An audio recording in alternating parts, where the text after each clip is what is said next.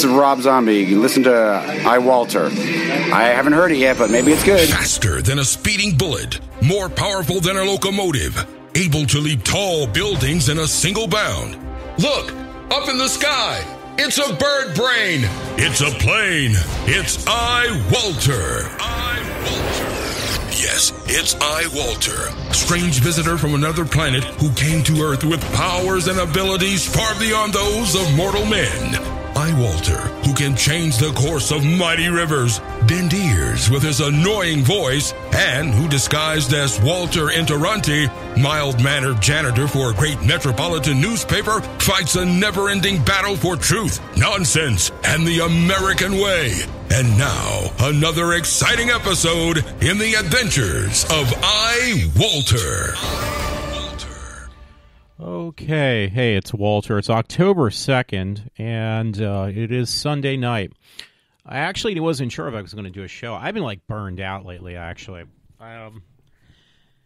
Yeah, I hate to say this. I don't really have that many stories to tell, so that's good. I don't have too much to complain about. I think my other show the other day, which was Thursday, was the last time I was on, seemed a little bit overwhelming to some people, so... a few people were a little overwhelmed, so I just kind of needed to take a step back and kind of calm things down a little bit. Tonight I'm not going to be as obnoxious as I was the other day. Anyway, yeah, again, I don't have too much to talk about. I just want to make, face.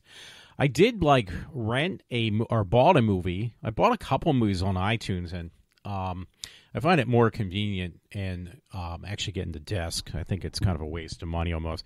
Now, I did tonight. I was in Walmart, and I bought the series of all the, there were DVDs, because it's not even worth buying the Blu-rays. Hold on one moment. I'm reaching over and trying to get this.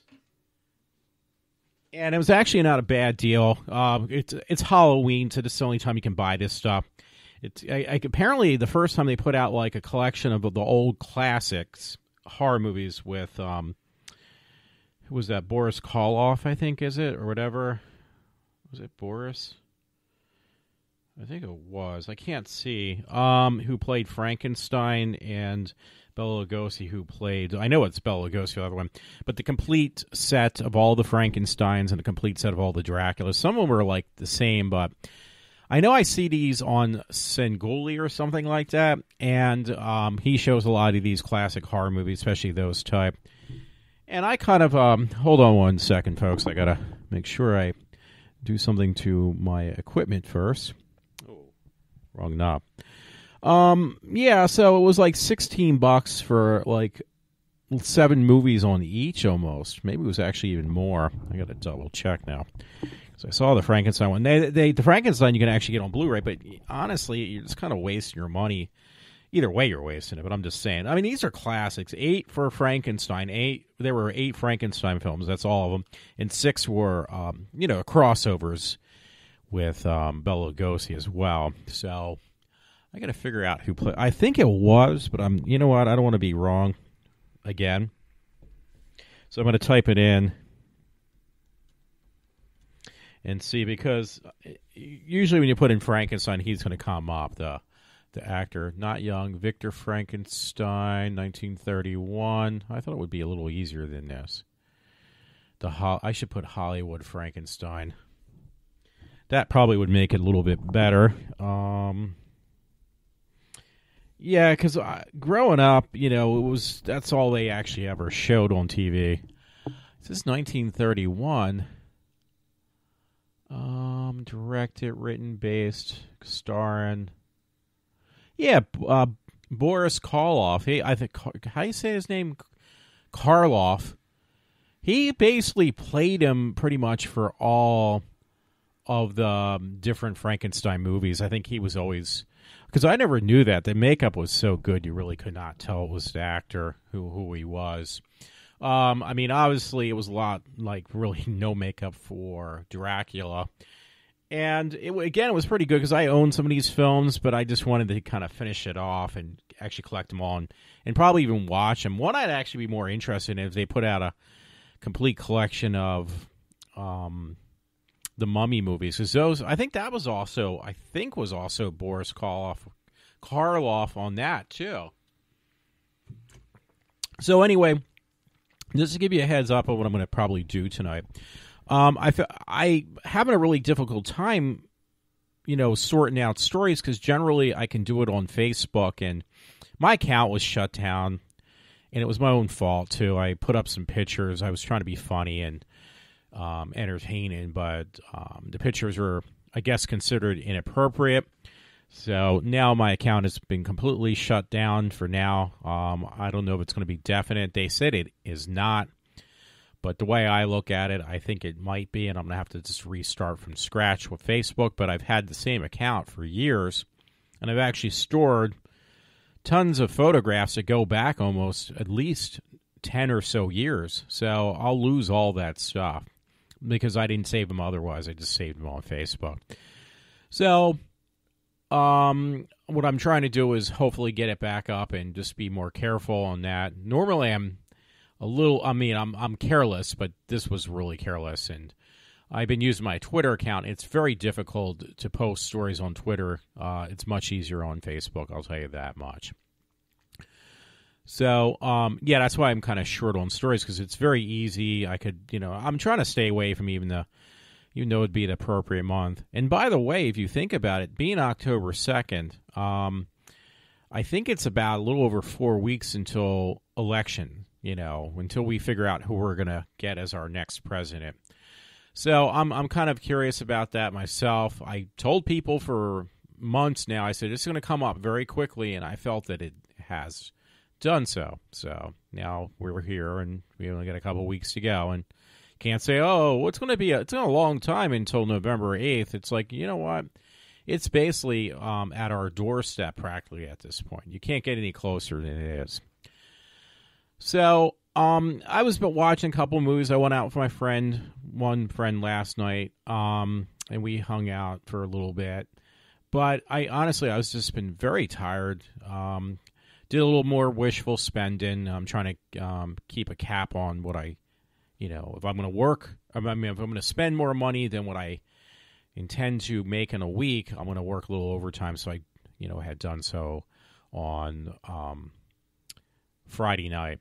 And actually, it was kind of fun. No, it wasn't funny, but I told some other managers, that this was a mistake. This was an honest mistake. I text as a joke, or I forgot something. I forgot to turn off my volume control on my computer, so that's not a good thing. But I as a joke, I try to send stuff. My friend Todd sends me stories, and then I actually pretty much, send me stories, and I'll make a joke out of it in a text and send it back. And I'll tell him, hey, I appreciate it, but, hey, this is what I think about that story. And it's all out of sheer fun. Well, here, he sent me something, and I can't find a story now, unfortunately. So I apologize, because I'm bringing it up.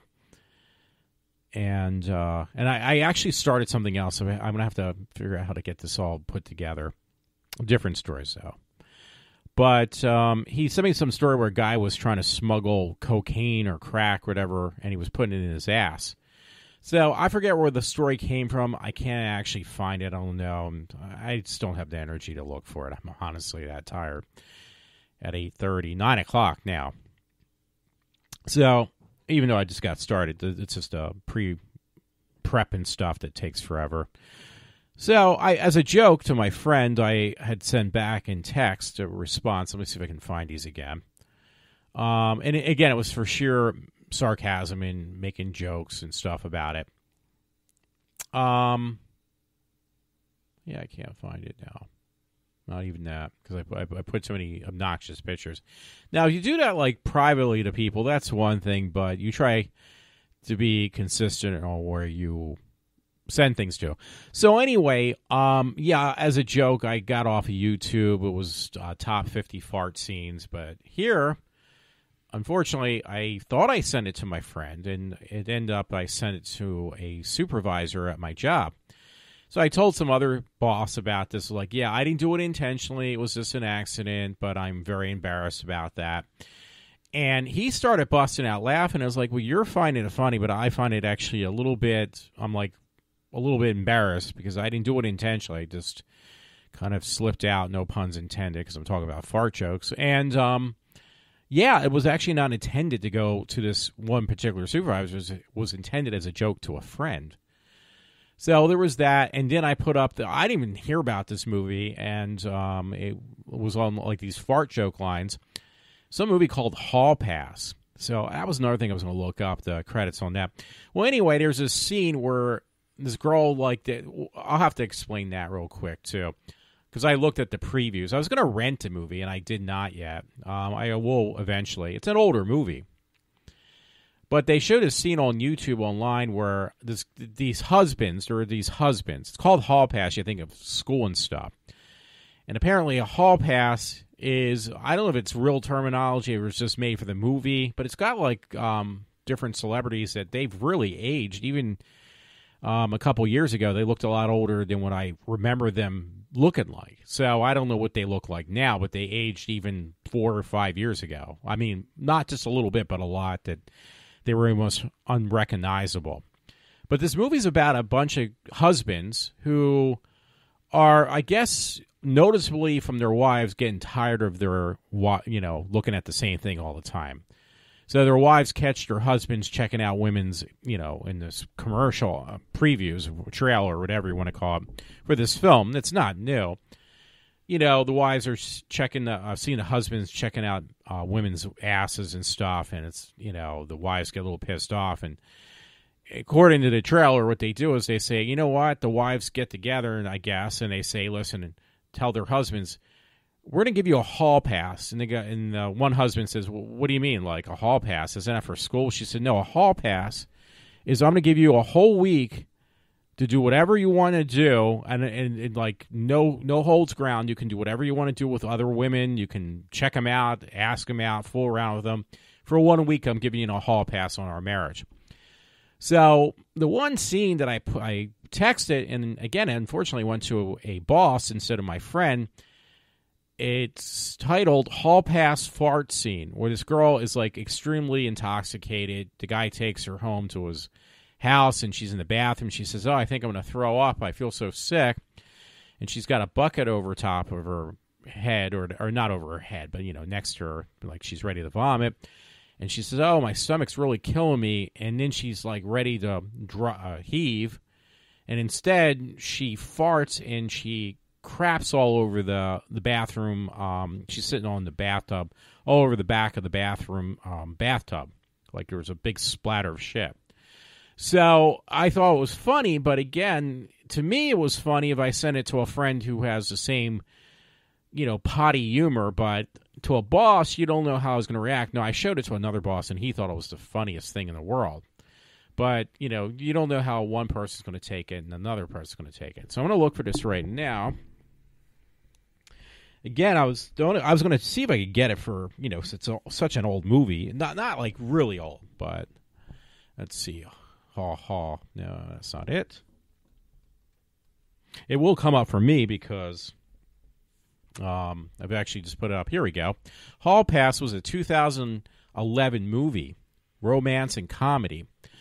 Let me see if I can pull up the cast, because it kind of looks pretty funny. I mean, but I think it's probably these people who make these other obnoxious films. It just, honestly, I think it fell under, maybe they did put it, I just didn't recognize it.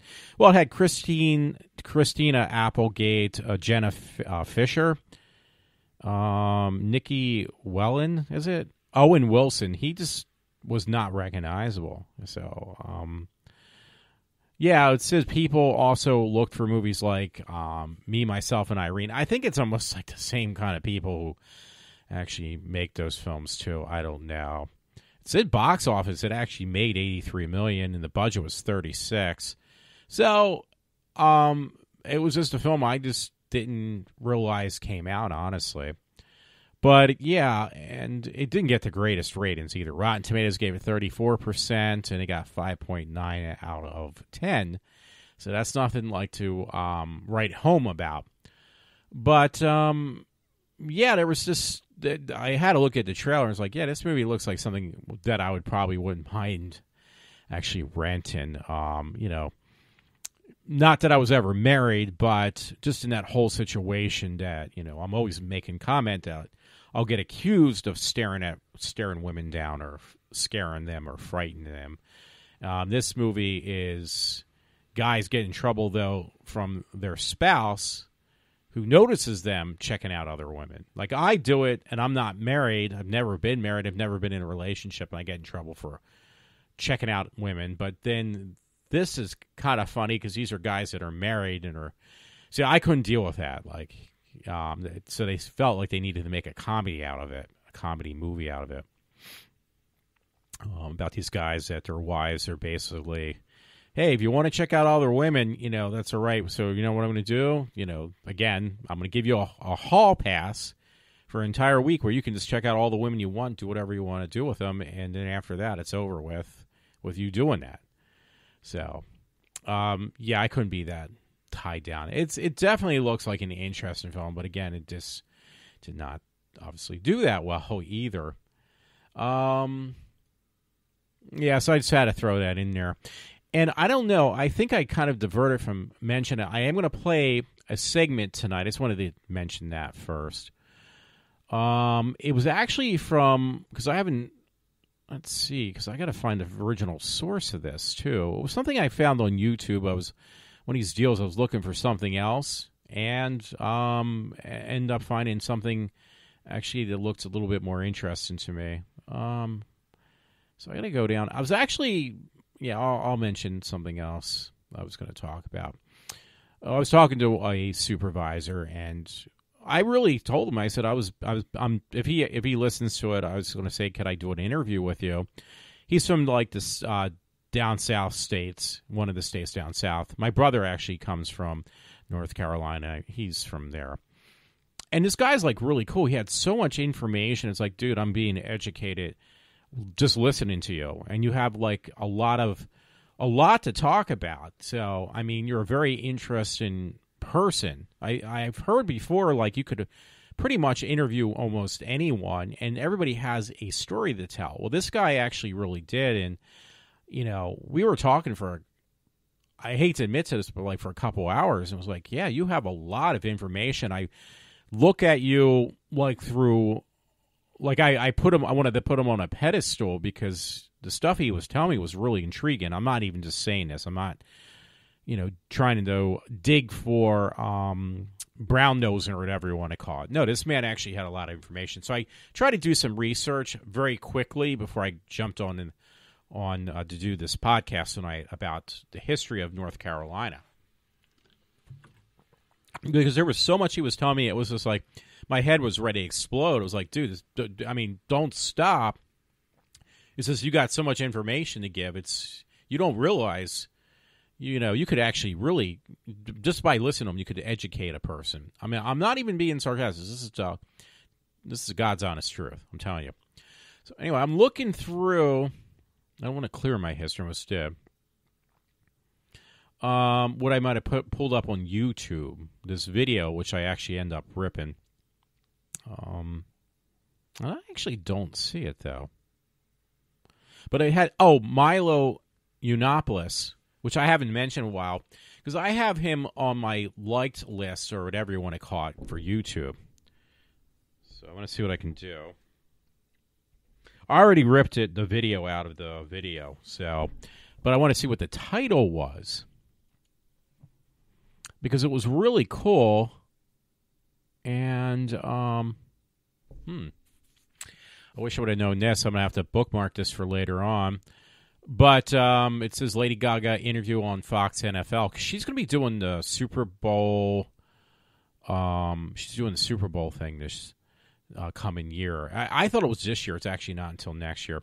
Yeah, I'm going to play this. It's, let's see. Wow, it's like 5 minutes. Immigrant gives jaw-dropping interview about Trump, Islam, and feminism. So I had to slow myself down a little bit. And it was actually, I kind of started listening to it. I honestly did not listen to it closely, so I hope it's not going to be one of these deals where I'm actually going to put my foot in my mouth, because I've done that way too many times. I say, yeah, this is really good, and it might be anti, Trump and everything. But what I captured from the first few minutes from this girl was actually that she, basically tried to get away from this whole situation. And she doesn't want to see somebody bring this into our country, so she's going to vote for Trump, is what I gathered. So, yeah, again, it makes it really difficult because, right now I'm just used to be able to pull my stories and put them on Facebook. Like, it doesn't matter where I get them from. I just plop them on Facebook, and then later on I'll come back and then try to work on getting, to go through these stories and make a podcast out of it. It makes it so much easier. But now I'm kind of in a bind because without a Facebook account, it's not happening. So, yeah, so again, it's just really, really difficult. So I'm trying to do my best. You're going to have a lot more of this he and Haman from me, simply because I just can't put up my stories like I normally do. It does make it very difficult, I'm telling you. So, yeah, please forgive me, but I really want to play the whole thing. I don't want to just play a little bit of it. I want to play the whole thing. And if I can, what do you call it? This sound, I made it into a sound clip from the video. I try to do the best I could of, I'm trying to plug some stuff on Twitter now, which is not as cool. I mean, Twitter is good, but personally, I think Facebook just is much easier to plop things down, and it gives you a little bit more of a description, and they don't give you a big deal about, oh, well, you got too many characters on your title of your thing. So they limit you in many different ways, and it just makes it so difficult to put anything up. So I'm sorry, I'm kind of stalling right now. I apologize. Makes my show longer too, really. Actually, it's like 22 minutes. So anyway, yeah, let me play that. And I'm just trying to, and I did buy the movie because I didn't want to wait. So I bought this movie of, what was it called again? It's called Ghostbusters. And there's this one guy, he's on my side on stuff. I'm sorry, I'm looking at some video. I'm not going to mention the name of it. He actually uses, which I don't think is legal, he's using the Howard Stern slogan as his back thing. I don't think you're allowed to do that.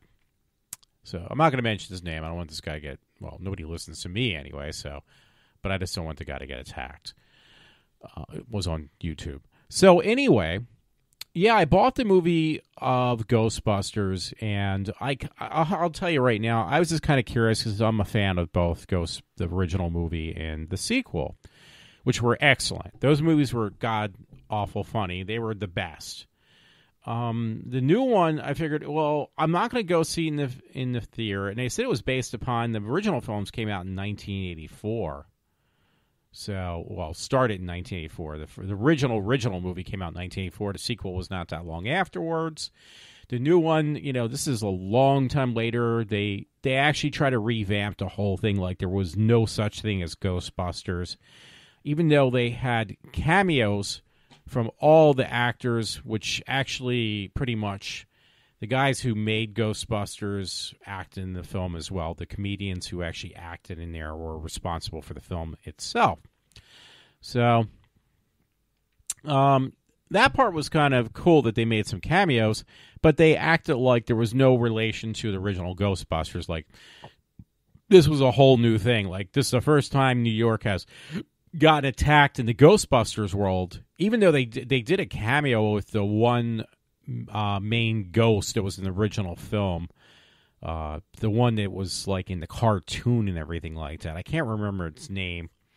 So they brought the one character back. They even brought back a different version of the Stay Puft Marshmallow Man. So they did a lot of cameo things, but then it was supposed to be a completely different universe where like Ghostbusters never ever existed. So I didn't understand that. The script was pretty weak.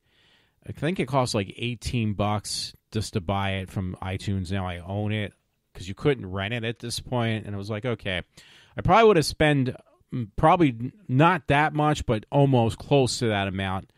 At least $12 or $14 if I went and seen the movie theater, because the movie tickets are expensive now. So for $18, I can watch it. If I didn't feel like watching all last night, I can watch all the extras. I'm not going to buy it on Blu-ray or 4K at this point because the movie was awful. I'm sorry. I was afraid of this, but I was hoping for a little gleaming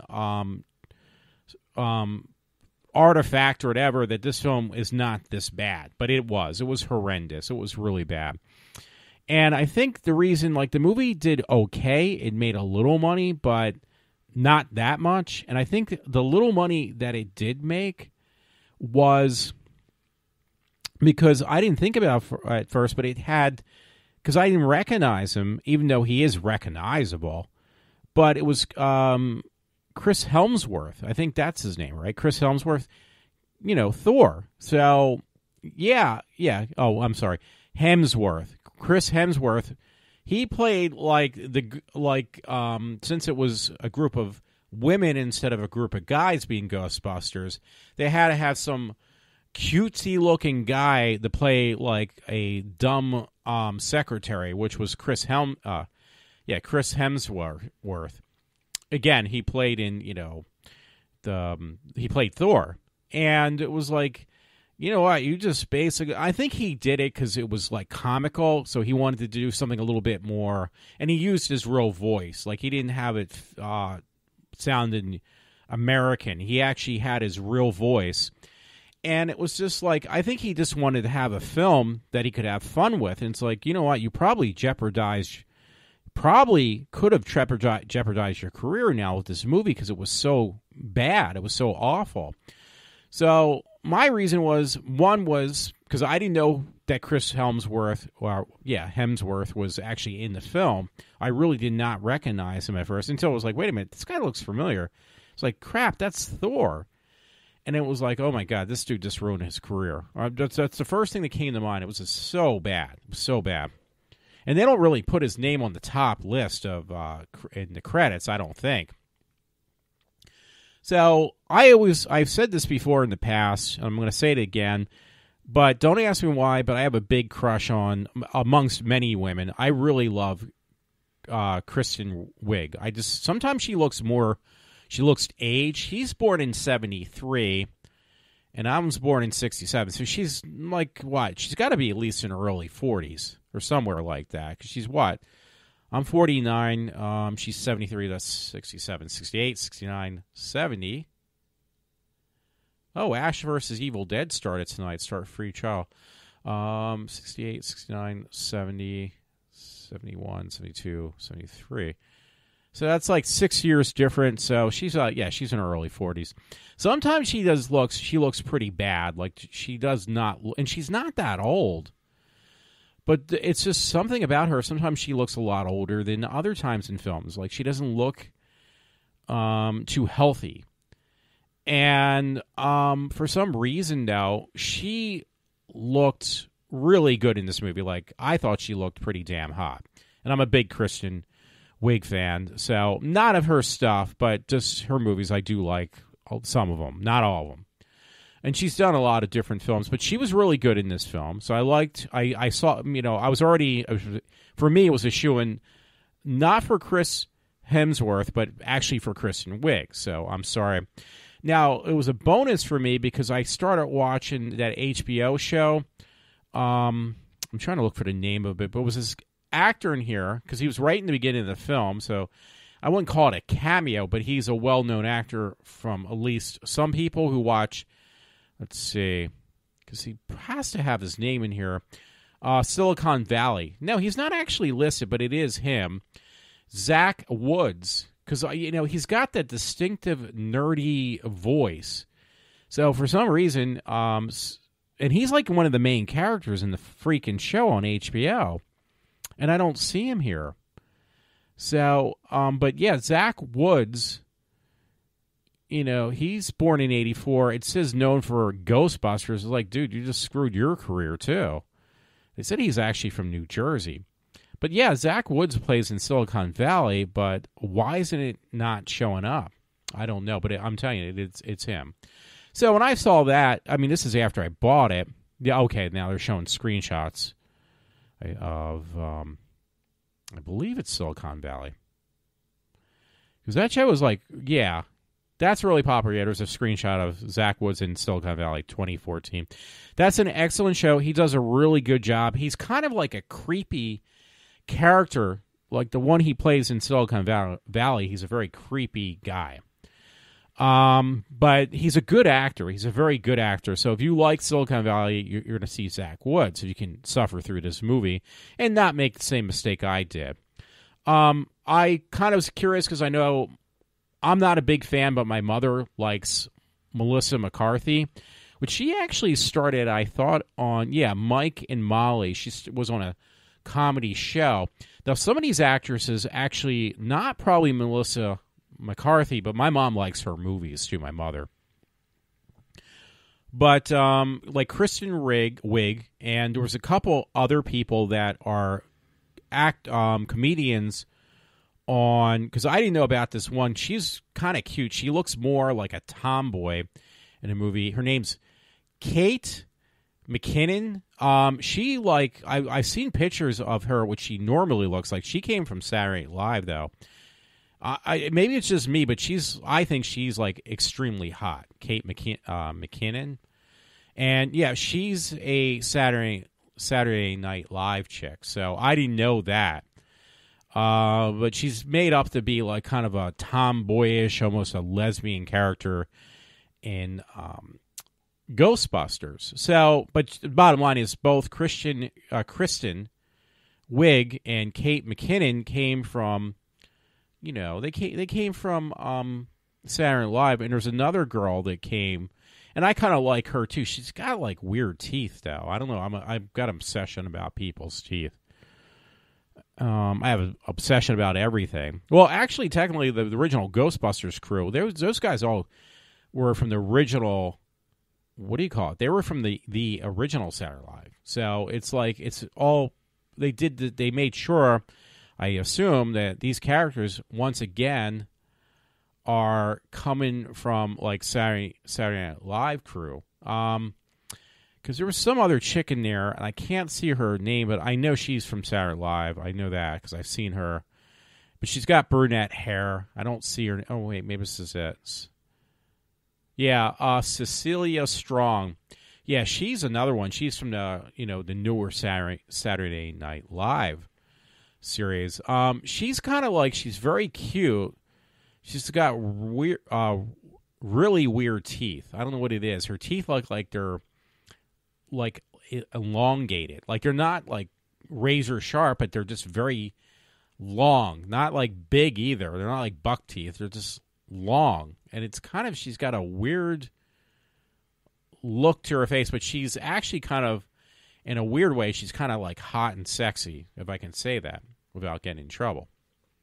But again, it's like a crew of, Saturday Night Live chicks. And Chris Hemsworth was really, he was funny, but it's like, I know you want to do other things besides, what you're used to doing, or just being typecasted as being, because that's what I thought of. Oh, that's Thor, because that's what people think. He wants to kind of do other things. And it depends. I mean, if you got something that's doing, you're doing well with, why would you ruin that? That's the thing I don't understand. I personally rather stick with something have an income coming in and try to ride the coattails of that as long as I can. I wouldn't try to ruin that. So I was hoping for a lot more from this movie, and unfortunately, I couldn't wait for the movie to end. It says an hour and 56 minutes, And I actually watched the extended cut, which was almost, I would have to say, if I remember correctly, I think it was actually almost 30 minutes longer. And it was a nightmare to get through. And, yeah, I'm looking at some of the pictures of the cast that was on in the film of the new Ghostbusters. And believe it or not, though, it was actually even, which I was kind of surprised. Yeah, they did have like all like the original people from the original film do some type of, cameo. Not all of them. I shouldn't say all of them, but a lot of them. A lot of the characters, like the original crew that played the Ghostbusters, they did some type of cameo. And including, because I love her too, she's on my list of women I think are hot, was Sigourney Weaver. So, yeah, there was Sigourney Weaver did it, but it was after the credits were rolling. They did like, a little bit of a follow-up with scenes, and, there was one with Sigourney Weaver in there. So you have to actually sit through some of the credits, and there was like a little extension at the very end. Like, they couple parts where credits were rolling, the movie was still going, and then they go into full credits, and then at the end, when the full credits were over, then they basically do the extra scene. So there was a bonus scene at the very end of the movie. Now, it says the release date was July 11th of this year, 2016, and it's in the box office. It did make $227.7 million, but the budget was 144. So it did make some money. It says it's going to be released on DVD October 11th. So I just didn't really want to be bothered to wait. I didn't really necessarily. I was not sure if it's just going to be a movie I want to own on disc, or can I just be satisfied with just ordering the film, and just letting it go with having an online copy of it, one from iTunes. And that was actually more than I could stomach anyway. It's something I'm not going to watch again. Now, it says that there is some movie theaters that are still showing the Ghostbusters, so you can actually see it on the big screen if you would like to. Now, God, I wish I would have known this before. It says Ghostbusters. Oh, that's the original with Dan Aykroyd and stuff. I was going to say goodbye for $15, but that was the original one. Because that one still is going strong as far as what they're charging for the original movie. So that's saying a lot. The original two, actually, were really good, and they're still worth a lot of money. So, and I know they're putting out, like Best Buy is putting out a steel book and crap like that. And it's like, you know what? That's one. I mean, I've seen films that they said were really garbage, and one was the Fantastic Four. And I said, I like that movie. I thought it was really good because people had a problem because they put in African American into one character that was actually originally a white or Caucasian character. And it was like, I don't care. The guy did a good job. That's all I care about. And it was in Fantastic Four because it was supposed to be with both a brother and sister that were biologically, from the same mother and father. But then when they changed the character from Caucasian to African American, they had to come up with an excuse. Well, oh, no, they weren't from the same bloodline with father and mother, but instead they were one was adopted. So it changed in that direction. But you know what? I was like, okay, all I heard from everybody, I don't care if you were African American or white or Caucasian, I'm sorry. Both sides, or we're all people. I'm just trying to state both sides of the whatever your ethnicity was were complaining about the same thing. It didn't matter this time. It was like, yeah, we didn't like the way we changed that Caucasian guy or that white guy into a black guy. Like I heard this from like folks that were white folks, folks that were black folks.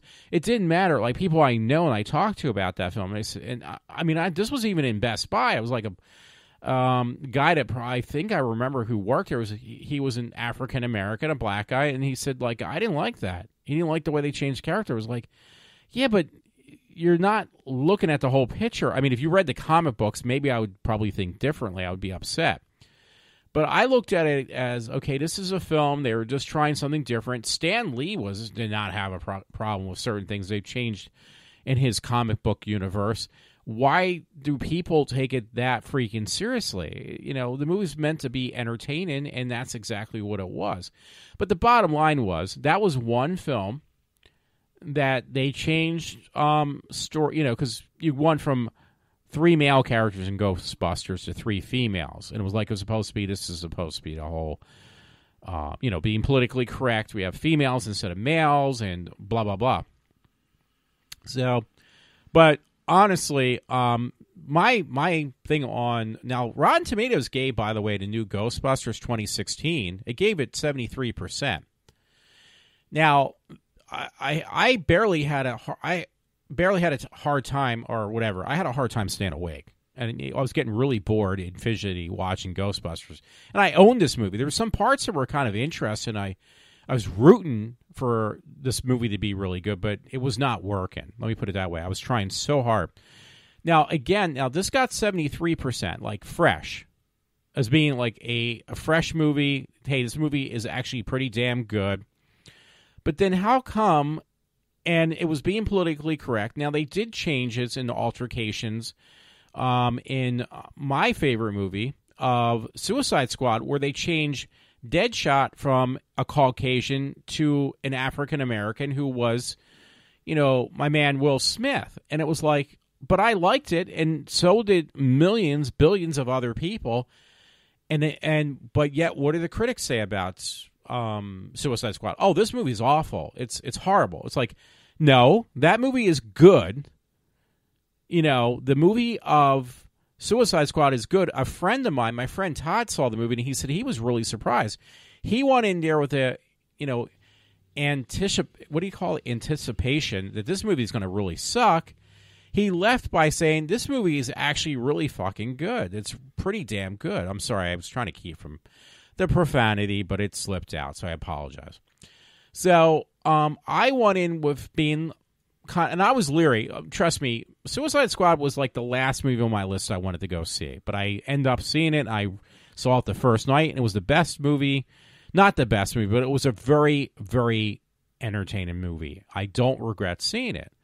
So, in fact, I got a lot of, like, I went overboard, but I bought a lot of Suicide Squad stuff. Paraphernalia, you know, dolls and gadgets, wallet now, T-shirts, all different. Because I want to wear one of these T-shirts, these Suicide Squad T-shirts for. I'm hoping to do so for Halloween. I got the one that I haven't worn it yet. I'm waiting to keep it clean for Halloween. If I go to a party with my one friend and a Halloween party, I'm gonna want to wear this shirt. But it basically what it has on there, or what it is, it's the shirt that Harley Quinn wears. They made a man's version of it, and it basically has Daddy's little monster, and it's the same style shirt, but it's cut for a man. And I especially ordered it online, you know, because it finally kind of lost a little bit of its luster, so the price finally dropped. Because it was like, I think when it first came out, it was like $40, and it dropped down at least $30. And I was like, okay, at $30, I'll pick it up. And it was actually on eBay, buy now, free shipping, blah, blah, blah. I was like, okay. And I was going to wear it, but it's like, I'm going to wait until I have a good time that I can wear this. This would be at least a shirt that I'm going to be wearing for Halloween. I'm going to wear this shirt that says, you know, Daddy's little monster. I'm sure by most people's standards, they probably think I am a monster. Bottom line is I bought a lot of stuff, and I'm still, you know, really in what do you call it? Like really into the whole Suicide Squad thing. Even though I only saw it once and I didn't see it a second time, I just thought that movie was pretty cool. I didn't say it was great. I'm not going to say it's like, God, this is the best thing. I put this movie up there, Suicide Squad, with the movie of David Lynch's The Elephant Man. Hell no. But as far as an entertainment film, yeah, it was definitely entertaining. So what's the movie about? Is it supposed to be that you're supposed to fall asleep because it's so educational? And, you know, you unless you're getting educated in the movie theater, why are you going to the movies? No, I'm not that type of person. I want to go to a movie and I want to be entertained for 2 hours or 3 hours. I don't want to sit there and fall the fuck asleep. I mean, I'm sorry, here I go again. I'm just so sick of that. I mean, once in a while, I'll go see a film for other reasons, other purposes. But I want to see a movie. I want to enjoy it. I want to be entertained. I want to forget about everything except this movie for the next 2 or 3 hours. So Suicide Squad did that for me. And I got crappy ratings. And this movie got really decent ratings. I'm not saying great, but really, really decent ratings. And the movie was like bad. It was really, really bad. It was awful. And it actually made me like want to like dig or bury my head in the sand, seeing Chris Hemsworth doing that character. So, you know, it was just like, dude, you should be embarrassed by what you did. I mean, I know you're trying to have fun, and I'm sure he had taken it like when he was, because I think he was on Saturday Night Live and he was like being goofy, and it's like, that's cool. You can do that on Saturday Night Live because, trust me, the actor who plays Kylo Ren did so in that movie of on Saturday Night Live. The actor who plays on Girls and who plays Kylo Ren in Star Wars, he played on Saturday Night Live, and I swear to God, I just got a whole different respect for him because he plays this character of who's following the footsteps of Darth Vader, and I was like, I wasn't too impressed by it. Then I see him on Saturday Night Live. I literally, folks, I almost pissed my pants. I'm laughing so freaking hard because he does one of these skits where he's on in Saturday Night Live, though, which was not a movie but a TV show. Comedy 2-hour show on Saturday night, and he's playing like one of those undercover bosses, but he's Kylo Ren playing undercover boss. And, it's on Saturday Night Live, and the skit was so funny, folks. I've never laughed so hard in my life, and it's like, I never found this man funny. I never found him entertaining. I had a really hard time accepting him as Kylo Ren at first. I saw him on Saturday Night Live, and then it just opened up all these doors in my mind. This guy is, like, actually really funny. He's really good. Then I went back, and I saw Star Wars 2 more times, me and my friend, and it was like, now I went in there, and then plus I bought the Blu-ray several times. I'm just kidding. And I just had a different respect. It's like, yeah, Kylo Ren is the shit, but, he had taken it from a different perspective. He did a comedy show, not a comedy movie, and not one that just really made him look horrible, but he made him look funny, at least. That actor, I don't even know if it's worth looking up because I can't remember his name. The guy who played Kylo Ren. I could even just put Girls in. Let's see. Actor, Star Wars, and this should be easy because I just have to spell out Girls. It should come right up. Here we go. Yeah, Adam Douglas Driver. Yeah, Adam Driver. He was a person who kind of started late in the whole acting thing.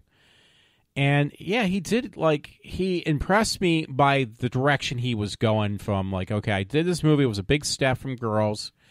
I'm not this awkward guy on a TV show on HBO called Girls. I'm doing something that's I'm going to be known now for the rest of my life as being Kylo Ren. 40 years from now, he's going to be known as Adam Driver is going to be known as Kylo Ren. He's not going to be known as Adam Driver. He's going to be like, hey, you're a Kylo Ren. Just like, the people who played the original Star Wars movies, all those actors are always going to be affiliated with being, the cast and crew of Star Wars. Like, you're casted for the rest of your life now in Star Wars as that character. Even if you do other parts, you're still going to be looked at as being Kylo Ren. But all I'm saying, it was more, to me, it just was a smart move by going on Saturday Night Live because he kind of, broke the ice, so to speak, by taking on being the host and doing some skits that were out of his comfort zone, probably, I don't know, on Saturday Night Live, and it was really well executed. So when I went back, now again, Chris Helmsworth, if he's done that. He was on Saturday Night Live. I just think personally, I think that was not a smart move of him doing Ghostbusters. I know he was trying to do it just to have some fun. I don't blame him, but I just think it's going to really ruin his career. Unfortunately, I don't know. I hope I'm wrong. There was one story, and I still haven't gotten, and I'm actually up to an hour, so maybe in this hour, or I'll start the next hour off with this little snippet, next 10 minutes of what I was talking about with that snippet from, what is his name again? God, now I have to look through my history again. God. I just have it. That's weird. You have something on the tip of your tongue and then you just forget about it. So I'm going to really go. And I'm going to have to look him up again anyway. Milo Yiannopoulos. It popped my head before I could find it.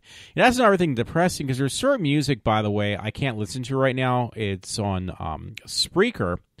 I can't open my Spreaker, Spreaker, because my Spreaker account is adjoined to my Facebook account. So I don't have a Facebook account. I can't get into certain accounts. One being Spreaker, Spreaker. So today it was embarrassing, but it's embarrassment to say I like this, but I actually do like Justin Bieber. Not all his music. I just like that one album called Believe. So, Walter, what does that have to do with anything? Well, absolutely nothing. I'm just saying I like that album. So I'm just looking to see if it comes up. But it's that album called Believe. Now, that was back in 2011, 2012. It's hard to believe that now we're that far away. You have to sign in my account to get all my music. So I bought the Believe album, and it was like, yeah, I was trying to see if I could just get the album for free since it's like 5 years old now. Maybe I can just find it somewhere like YouTube or something, just listen to the album on my phone through YouTube. But I couldn't find it. I was like, okay, I've had enough. I'll just buy that now, too, today. So, it was on iTunes. You don't physically own the record, but you have a, copy, it's permissible for you to listen to his music now from Believe. And he actually had a lot of really good songs on the album. That's for Justin Bieber, of all people, that everybody can't stand. Most of us, minus I liked his one album. That was probably one of his best albums because he had, I think, more hits on that album than anything else he's ever put out. Like, at least half his album became hit songs, almost half of it. And that's really good for especially somebody in his category that he's like probably the most hated person at the same time. So anyway, before this hour is up, I'm going to read this story that Todd did send to me. I was able to find one that he actually sent to me. Some Action News Channel 6 in Philadelphia. This was a couple days ago, I think. It was kind of entertaining to read it. Police record said man wore clear plastic wrap as a bikini at the New Jersey shore. So it was actually pretty funny. Police have arrested a man who allegedly wore plastic wrap as a bikini at the Jersey shore. Stephen, it looks like Rorowski or something, 59, of Cedar Run, New Jersey, was arrested on September 14th in Beach Haven.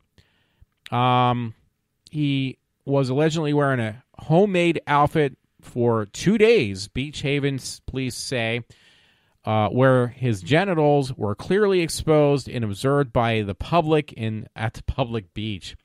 So he got arrested. Even though it says September 14th, I think this was just posted the other day because I just saw this. I got this emailed to me the other day. That's why I had read it. I think it's funny because now it's October 2nd. You're saying, that's like a couple weeks ago, Walter. Yeah, I know, but I'm just saying. So I did pull up, I'll try to read through the best I can on some history on North Carolina because he really got me interested, this guy at work, when I was reading that. When he was telling me about this stuff, it's like, yeah, I do got to do some research about North Carolina in the South because the stuff he was telling me was very intriguing. It was like, I don't know how else to put it. It was really, really intense. So, real quick, some of my short things I just posted up. One was on Lady Gaga is the official, it is official that she is doing Super Bowl halftime. See, this year, I guess it was the beginning of this year, she did her halftime. I think it was this year in February. I forgot about that because I was in Red Bank for my birthday. I'd rather do something a little more interesting in Red Bank. It was fun, though. But I was in Red Bank on my birthday of February 7th, and that was right. I watched the Super Bowl in some sports bar that was actually called Gotham. It's a sports bar in Red Bank. And, yeah, Lady Gaga actually did, because I wanted to make sure I saw that, she did the national anthem of this year. Now, next year, yeah, it even says here, Lady Gaga has been promoted from national anthem. You know, she did that this past year. It says that Anthem's last year's Super Bowl was actually the beginning of this year, wasn't it? To head into Super Bowl, basically halftime. It says LI, I guess the abbreviation. I don't know what number that is. In February, the NFL has confirmed the timing couldn't be more perfect for Gaga because she is launching a new album this month. So that's really cool. I'm actually looking forward to it. I do got to throw something in about that. Gaga received all types of praises for her rendition of the national anthem at the Super Bowl 50, so this is Super Bowl 51, and clearly impressed the NFL enough to lock her down as the halftime performer for the Super Bowl 51, which is going to be good because I'm a big Lady Gaga music fan. And I have to correct myself on something about Lady Gaga, too. It says Gaga follows Coldplay, who performed at the Super Bowl 50. So Coldplay was last year, I guess, or this year, whatever you want to say. Because it was technically in February, wasn't it? And joins an esteemed group of SB halftime alumni that includes Beyonce, Katy Perry, Bruce Springsteen, Tom Petty, and, of course, Prince. I guess these were the predecessors to her. So this is going to be a big thing for Lady Gaga. I mean, it's going to be really, really big for Stephanie. So I'm actually looking forward to that. And people actually, not directly but indirectly, had corrected me on why Lady Gaga's new first single that came out just a few weeks ago, or about a week ago, is called what it is, and I'm going to have to look for this right now because I can't remember the name of it. And it wasn't about breaking up, which was a surprise. I thought it was, so I have to stand corrected. Let's see. Oh, Perfect Illusion. So I just gathered when we hear a song, because I know she broke up, her fiance and her broke up. She's not going to get married now. And generally, when you're like this, I hate to say it, but like when you're kind of like a high-end diva, you know, I don't want to even use the word diva, but she's very popular. For people like her, marriage is not in the picture. I mean, she's just too up there, and she's got too much she would lose on her credibility, I think, if she actually became, not Susie Homemaker, but a woman who's married, because she carries a lot of power with her, she's come a long way.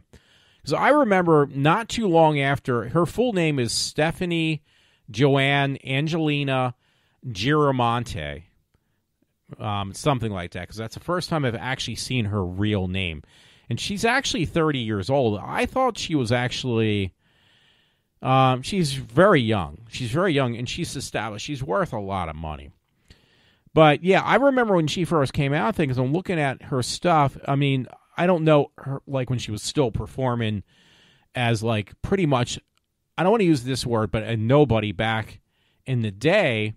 But I pretty much followed her from when she first basically released herself as, when she finally, broke through in the public eye, which was back, I guess according to this, was back March 28th, 1986. Okay, no, that's her year she was born. I apologize. But with her first album, I thought I saw it somewhere just now.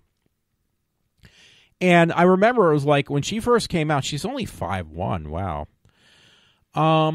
That it was like, yeah, I really dig this chick. I like her music. I think it's pretty cool. So this was like, this had to be at least, it's not that long of a span. But when she finally like released herself as being Lady Gaga, that was like 7 years ago.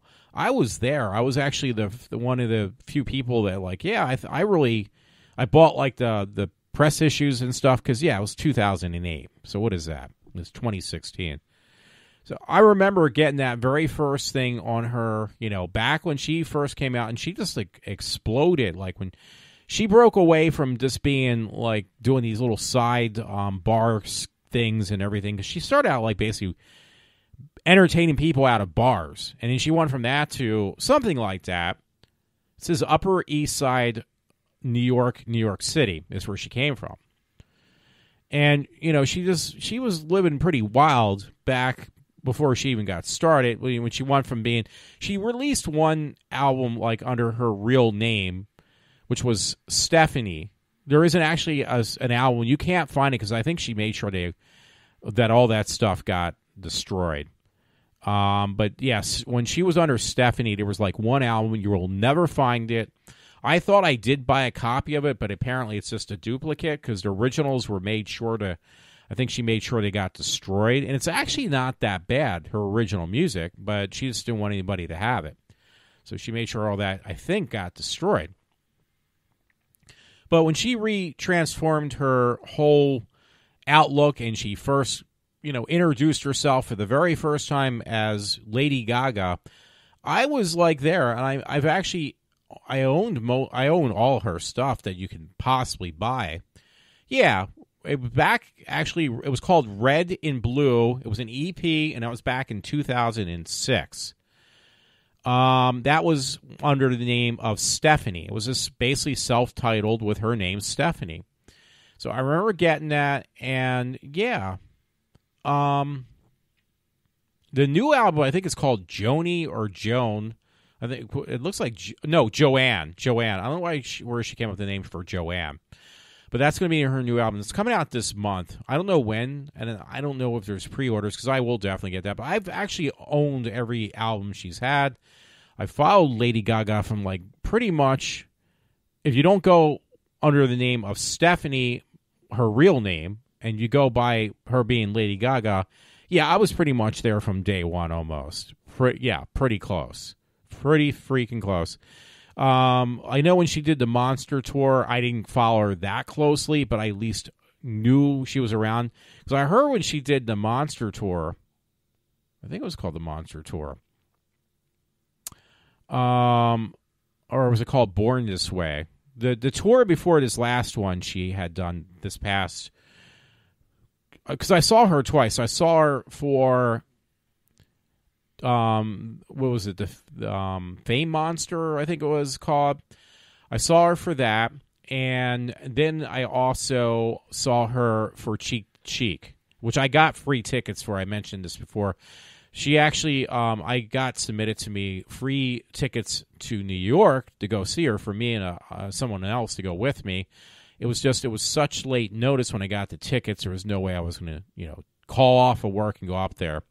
So yeah, I think the very first album I fully bought from her, that maybe it was it was called The Fame. I remember buying that. I bought it once, and then she released her next album, which was Born This Way, I think.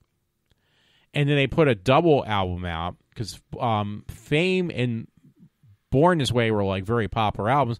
So what ended up happening, I forget who I was working with. I said, hey, listen, I got 2 copies of the same album now because I bought the double album after she put out her second release of Lady Gaga, not Stephanie.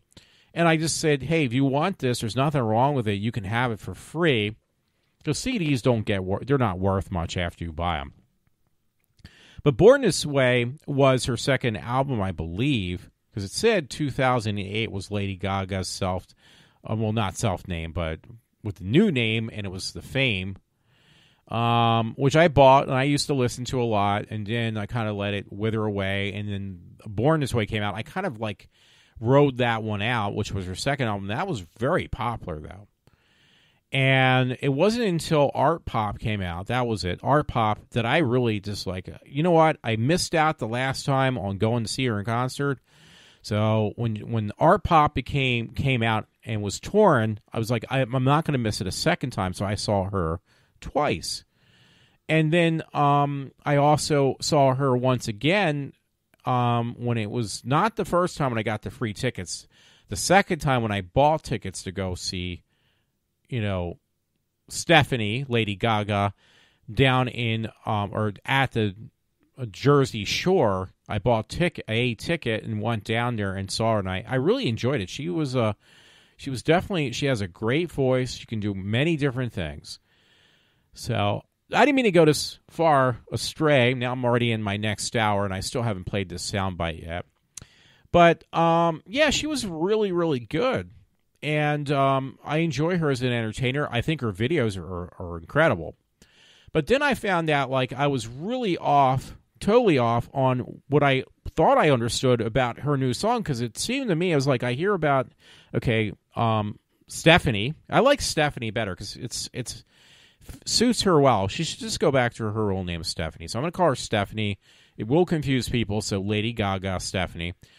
Broke up with her fiance, and I went off about that. I said, because it's true. A lot of these women singers are great entertainers, but they're always about breakups and how heated their relationship is. It's like their whole life is wrapped around a relationship.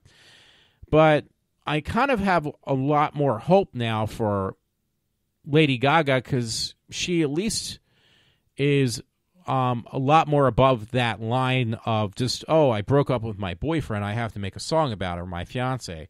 No, that whole song, what I understand of what I read and listened to on some things on YouTube, that whole song about, which is kind of weird, but that whole thing of Perfect Illusion is that she admits to living in, she got all this fame, obviously, very quickly. And it actually overwhelmed her, Stephanie. So, or Lady Gaga, just to make it clear. So, yeah, she's basically, that's what she's trying to say. It's like, okay, now I'm like, I've hit all this fame, because I was the ugly duckling that nobody looked at. Now I'm like the most popular person. And it definitely, she kind of like, it got to her. All this fame of like, okay, she has to basically stop and take selfies with everyone who stops her, which would be me. She tries to go far above and beyond her means of like making sure that every fan is like noted in her eyes. I mean, I've seen that with her. And it just basically became, in so many words or less, this whole new song was that it's just too much. I'm living not what I started out to be, of a person who tried to be successful, which she has done, but now I'm living the person I never liked. She's basically living as a person she never wanted to be. Something like that. So she was living in this delusion of things are the same, but they're not. And, the people who really look at her as a person are only looking at her as, this figure, like not as a person, but just this figure that, and that's not what she stood for. That's what she was trying to, something like that. You can look it up on YouTube, and there's some analysis. Literally, people did some analysis on what the song is really about. So I apologize for getting that wrong. So anyway, maybe I'm going to do this soundbite clipping because I got to get it in soon. But I saw some guy on Twitter. This is because I take Twitter for granted as well. Some guy actually found he had taken a photo of a road sign, and it's for real. It says, this is no joke. I'm not trying to be sarcastic. He's like, he couldn't believe there's actually a road sign that has this on its as its name of the road, and it says, and I have that on there. Maybe I should use that as my yeah, well, I'll use that as my thing tonight. Wiener Cut Off Road. Like Wiener, then the word cut off road. That's the name of the word. the road. There's a road called Wiener Cutoff Road. So the guy had to make a joke about that. So, and I can see why. It's like, yeah, there's actually a road called Wiener Cutoff Road. So, yeah, that was definitely very entertaining to see that picture. I thank the guy who put it up. I don't know who it was. I am going to use it now. I'm going to use his picture now as my thing for my show tonight. Because I might get my wiener cut off on a road. Let me see. I probably should reintroduce, if I can find it, the thing with Milo on YouTube. Let me see. Milo YouTube. Yes. Let me see if I can find it. Boy, I got that Milo on YouTube. Let's see, Milo YouTube. He looked very different, too, Milo. I did not recognize him.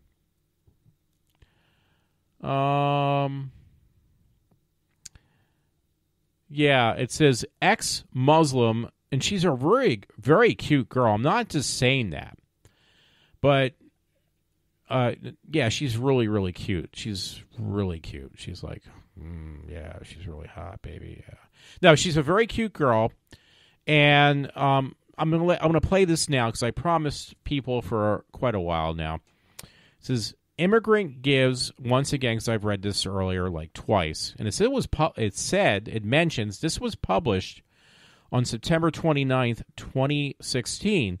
A brave girl who fled a Muslim marriage in Kuwait opens up about her support for Trump and Milo while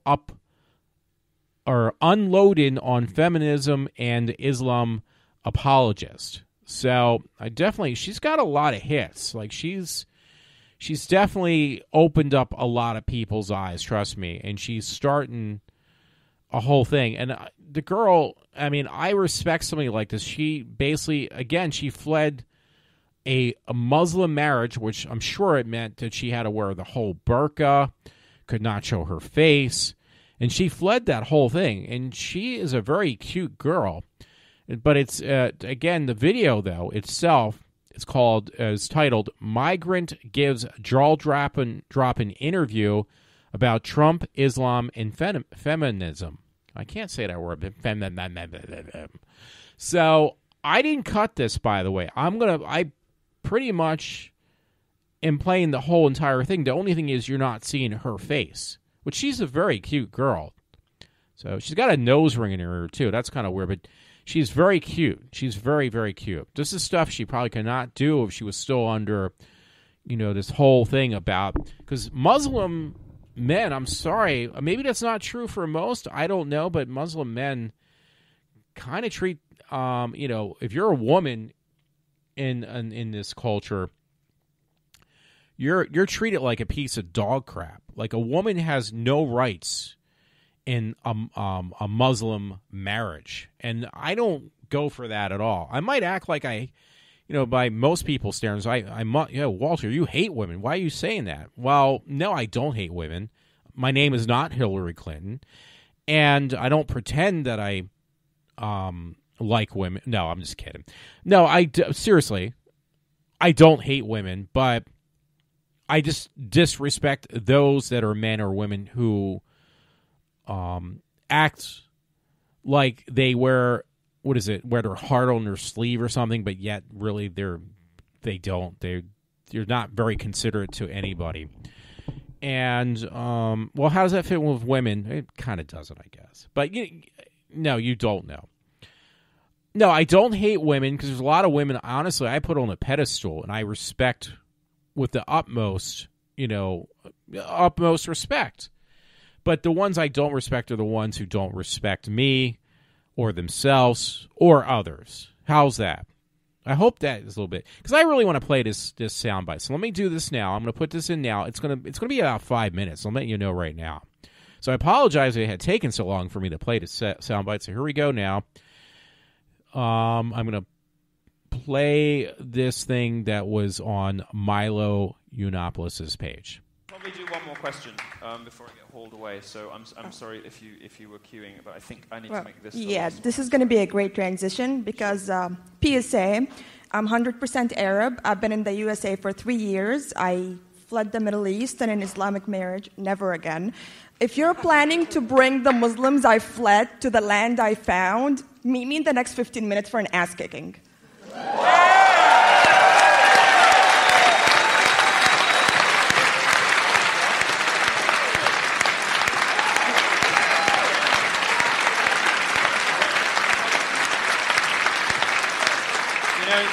So what's your first and last name? My first name is Sarah, S-A-R-A-H. Last name is Torin. That was not my birth name. I have a very Arabic last name, and it's Sarah Muhammad stuff. I'm just not going to say it. There's no letters in the English language, I guess, to write my birth last name. What brought me here is that I found home in America, and I would really hate it if the values that made me find America as my home would be destroyed. So I'm with the Trump campaign, I'm with the Republican campaign. Keep the people out of America that would change America for what we love it for. And Milo is just another part of that, and this is why I'm here to support him. Yeah. And what country did you flee, and why did you flee it? Kuwait. I was married, and my very Muslim husband told me that I didn't need to go to college because my degree didn't mean anything, because it wouldn't matter. Wow. I didn't stick with that. I'm in college now. I think what gave me the courage to get out of there is, I would say, the internet, because when I was a kid, I didn't know there was another option. But then, we got global, and I was able to learn to see other cultures through the eyes of streamers, not just through the eyes of movies. And I was mostly back then watching a lot of live streams. I was going through a phase of my life where home all day, that's all I'd watch is podcasts and live streams, and that was real people. And it made me think, like, there's a real place out there where people can just be people and not objects. Yeah. So I just came here. I took a first flight out, and for the first year and a half in America, I had nothing but a backpack, and I'm in college now. I don't think there's anything I could say for them to understand about something. If you want to learn about something, go and learn about it. You're more than welcome. Become a hostage in Saudi Arabia. Maybe that will teach you something. I just think the best way they could learn is to, if they want so bad to embrace that culture, to go into the culture and learn it from there, instead of learning it from the comfort of their American couches and their American homes in front of their American TVs. They don't know what I experienced, and I don't think words would do it. They should just have to experience it. So Milo and I, in very different ways, had a very similar attitude at some point, which was literally, fuck it. That's it. I said fuck it the day I left, and he said fuck it the day he started. We both got a really good ending out of it. He got lots of fame and lots of fans after he said fuck it, and I got freedom after I said fuck it. I think it's very important because, honestly, I'm not going to blame people for being delusional about things they have not met or faced. But I feel like, in general, the group needs that wake-up call. And Milo does a great job at doing the wake-up call. He says the things that no one else wants to say, but we need to hear, such as pointing out the threats that everyone is too afraid to point out. And, someone might not come in and walk out thinking, oh, damn, Muslims are bad. But someone might come in and start thinking, well, let me prove Milo wrong. And they go home and they find out that they can't prove him wrong because he was absolutely right about Muslims. And then that's how they learn. Like, when I came to America, and I didn't know about Western feminism before I came here. But when I came here, had little interaction, and then the whole refugees thing happened, and I saw feminists saying, well, they're not bad people, bring them in. And my first reaction was, why do you hate me? Like, why are you doing this to me? And I felt personally attacked as a woman. Because they're not putting in consideration what I'd go through. Like, I think that's like my answer to that. Yeah, no, that's great. I take it personal. I take Western feminists, if they really want to support Muslims, again, meet me in the next 15 years for an ass kicking, because I'm taking it very personal if they show me that they really don't care about what I had to go through by welcoming my attackers into the place that I now call home. Okay, I actually listened to that whole thing myself. And yeah, I don't know what to say, folks, but it almost actually put a tear in my eye hearing that girl. I'm not even kidding. See, this is what I stand for. This is what I try to stand for, and what I try to make my podcast stand for, or people like her. You know, it's not for me to attack women, which seems like it's always the case, or if I speak my mind on how I'm being treated, all I do is I get I'm sorry, I'm making sure my mic's on. Misrepresented and everything like that. Like, oh, this guy's a fucking asshole. But yeah, I listened to that whole entire thing on the timeline. So now I'm up to an hour and 20 minutes. And I'm telling you, I want to see this girl go far. She was like from the Middle East or, you know, under this whole being, I'm trying to think of the right word. She was mistreated because she was a Muslim, and she's changed. And you know what she said. Everything she said is 100% right. I mean, obviously, because she lived this. I did not live it. I can only imagine it. This poor girl actually was, you know, mistreated and part of this whole shenanigans. So. Yeah, I just listened to it. I'm not even kidding, folks. It actually it did put a tear in my eyes. Like, this is the kind of person, if I see somebody who is capable or allowed to run for an office position, I don't care what it is, or do something in politics, news, or whatever, I want to see somebody like her in power, not some idiot that pretends like they care about you. I want to see somebody like her who is truly speaking her word. And this is why I have a strong, and I'll get shot down, but this is why I have a strong passion for even Donald Trump. I like somebody who actually is not afraid to speak out or speak up or see things for what they really are. Not living through rose-colored glasses or through this misconception of what really is going on in society.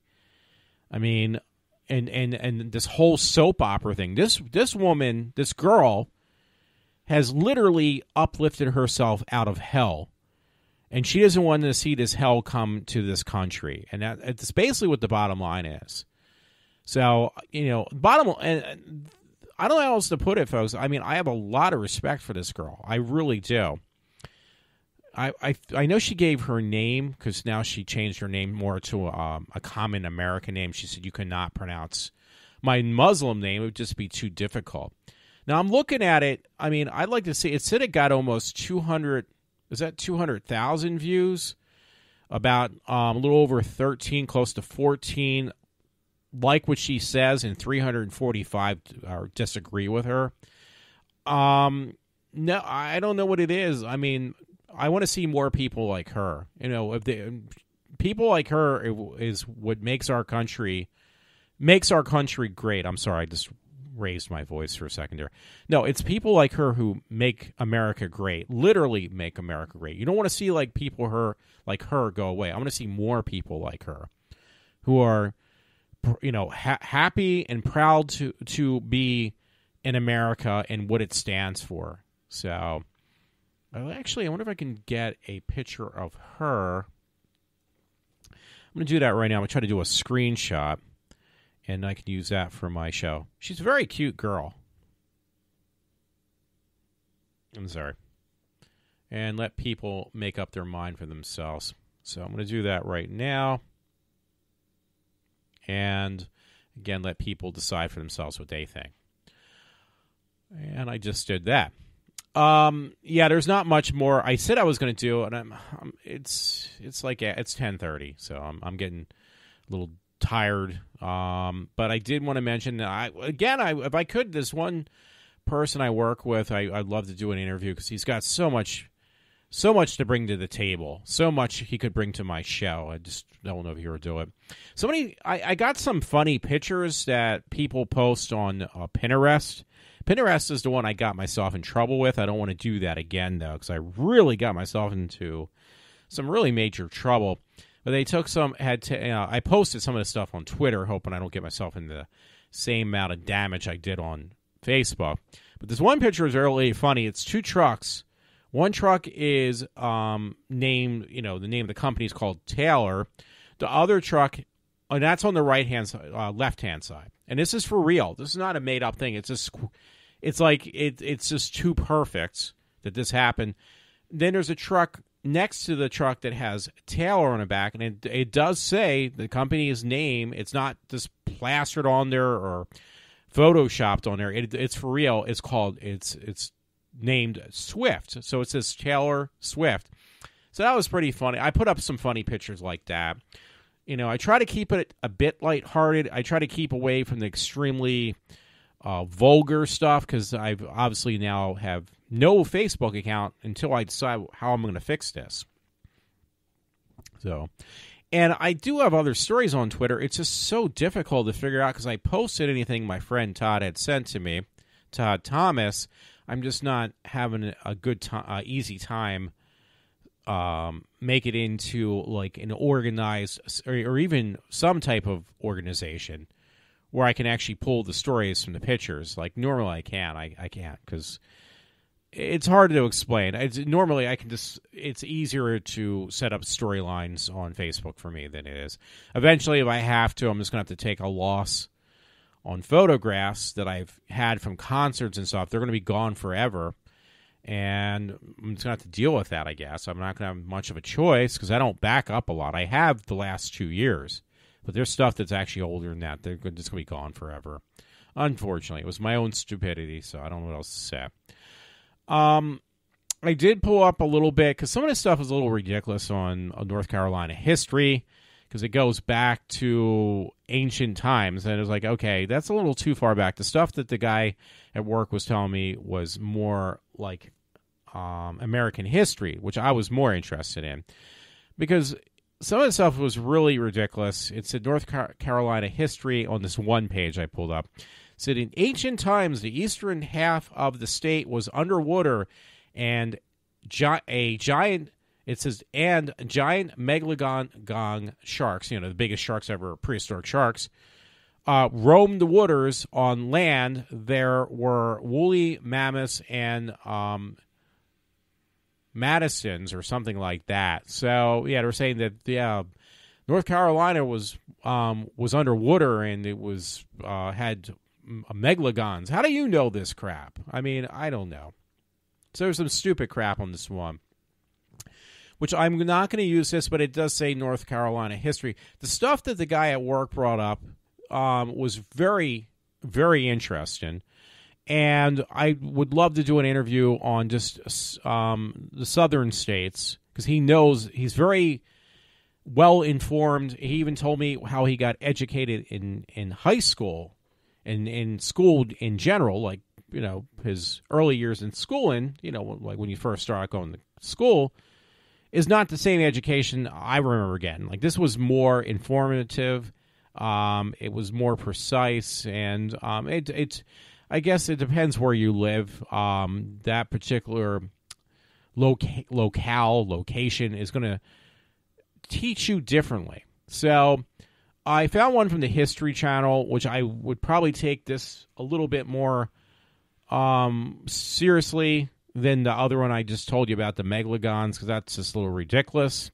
So this is from the History Channel.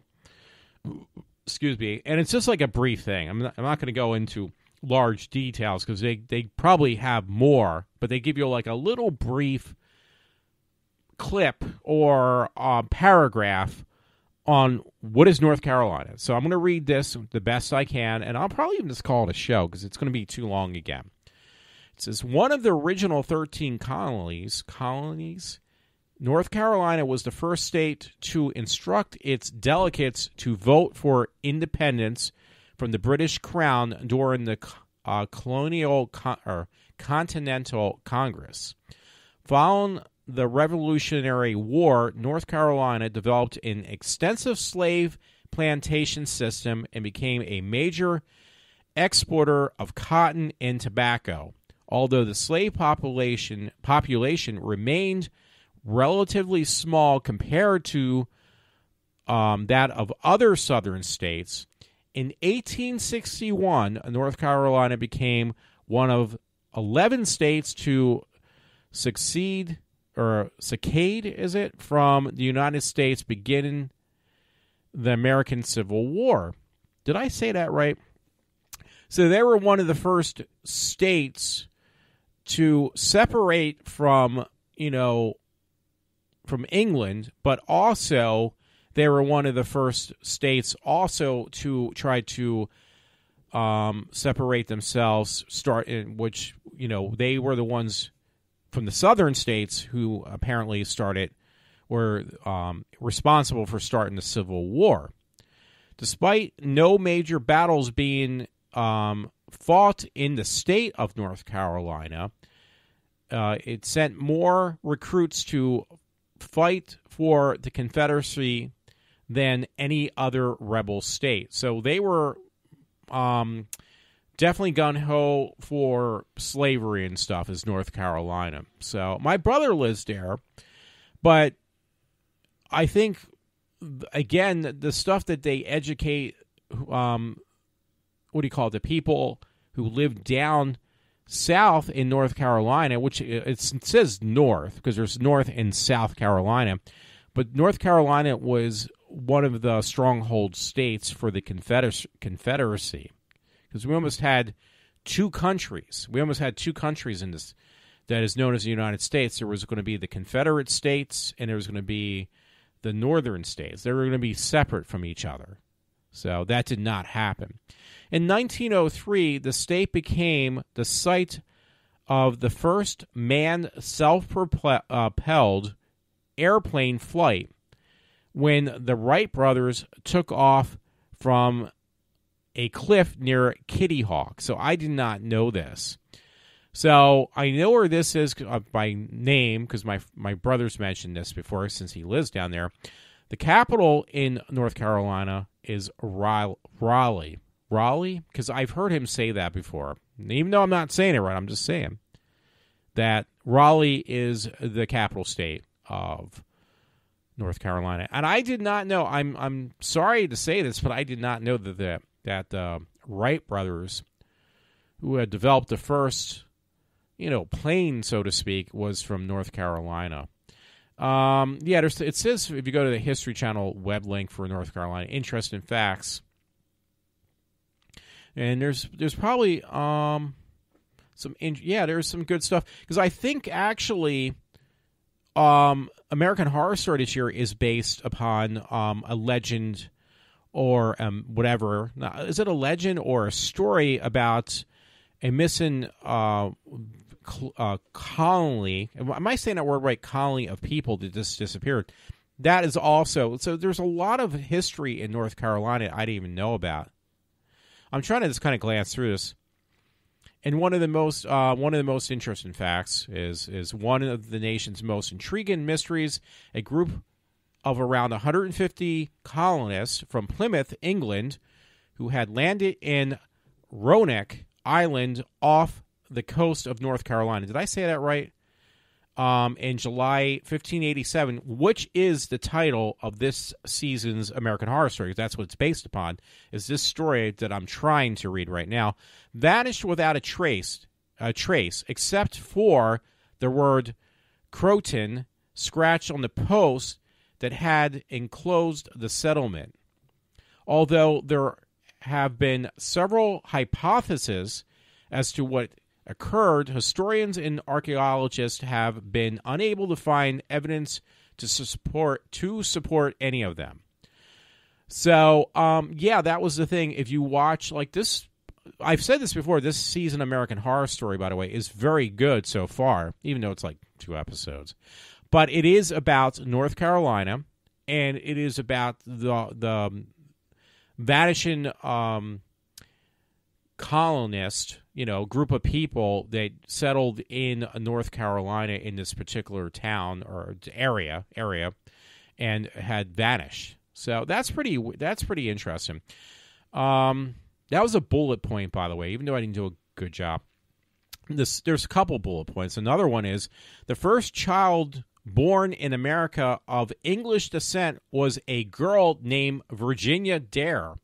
Born on August 18th, 1587, Virginia was one of the members of the Lost Colony, discovered missing on what would have been her third birthday by her grandfather, John White, who had originally led the Conley expedition to Roanoke Island, but later returned to England for supplies. It's Roanoke or Roanoke. I can't pronounce that right, but they do mention it every time you watch the American Horror Story this season. So this one, they actually did something of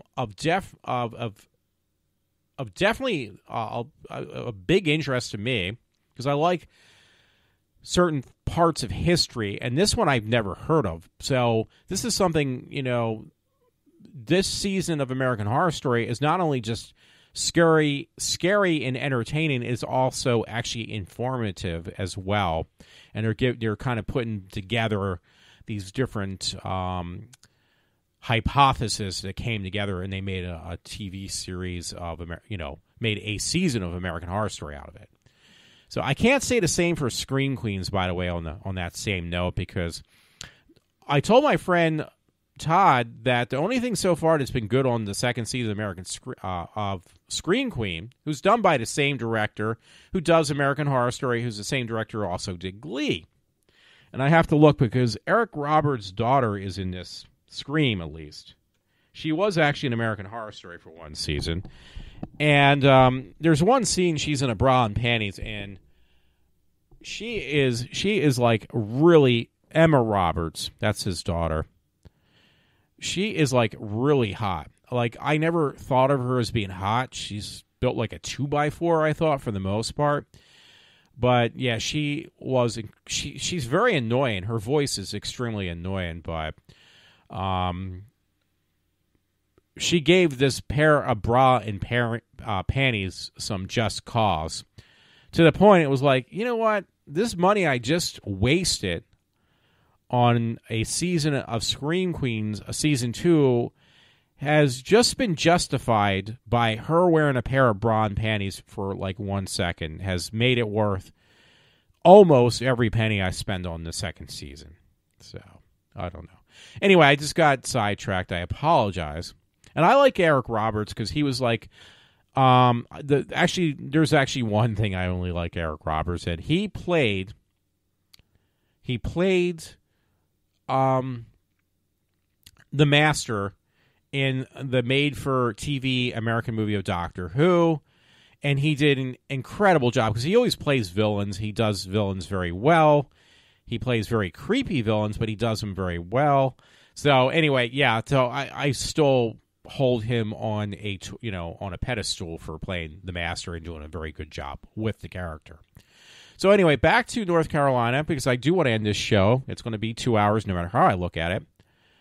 There's another bullet point. Angered by the Navigation Acts, which impose taxes on colonial goods and the abuse of power flaunted by the customs collector and deputy government, Thomas Miller, a group of about 40 rebels imprisoned Miller and seized control of local government in 1677. John Coupler, one of the group's leaders, was tried for treason in England, but was acquitted and returned to Albemarle. Is it Albemarle? The uprising became known as Coupler's Rebellion. So, if you really want to see what I'm trying to say, because I'm going to say I'm going to admit that I'm not reading that correctly, you can find these bullet points and more on the History Channel webpage for North Carolina. I'm just bringing this up because this one person I work with, he is from North Carolina, and he actually had a lot of information that was just like blowing my mind away. It was like, dude, you're like a walking encyclopedia of knowledge, and it's really cool. Anyway, another bullet point is Orwell and Wilbur Wright. Orwell and Wilbur Wright, how do you say it? First powered airplane flight on December 17th, 1903, covered only 120 feet and lasted only 12 seconds. But you know what? If it wasn't for them, we would not have what we have nowadays. And that's not even that far back. That's 1903. So look how far we came from, the Wright brothers, which happened in North Carolina, to where we are now with these, not even just planes to get across the globe, but actually we got into outer space. So this is a big thing. During World War II, another bullet point, during World War II, approximately 10,000 enemy soldiers were contained within 18 prisoner of war camps throughout the state of North Carolina. So there you go. Prisoners of war, I did not know this, were placed in prisoner of war camps in North Carolina. I did not know that. North Carolina is the largest producer of sweet potatoes in the nation, which I never liked sweet potatoes until just recently, when I actually gave them a taste, and not to say, oh, they look disgusting, I don't like them. And now I love them. In 2011, farmers with the state harvest of 64,000 acres yielding 28 billion pounds of vitamin A-rich tubers. So vitamin A-rich tubers. So I guess sweet potatoes are high in vitamin A. I did not know that. But anyway, maybe it's worth reading, maybe it's not. And plus, when it comes from my lips, it's not worth listening to. But bottom line is, it was very cool. And again, I told him, if he listens to me, if you would consider, like, somewhere, even, obviously outside of work, that I could sit down and just interview you, I would definitely get something that would be worth my time, worth your time, worth my time. It'd be worth my time. Because I really love to do an interview with you, because you're just the guy from where I work, because you just have so much information to give. So anyway, this is Walter from iWalter. It is going on an hour and 40 minutes, which is still way too long for me. I was going to keep it down to an hour, and I apologize, I did not. But hopefully, I made the show worth listening to. So if I did, just let me know, or just keep on listening in. This is Walter from iWalter. Yes, I am signing off for now. Have a good night.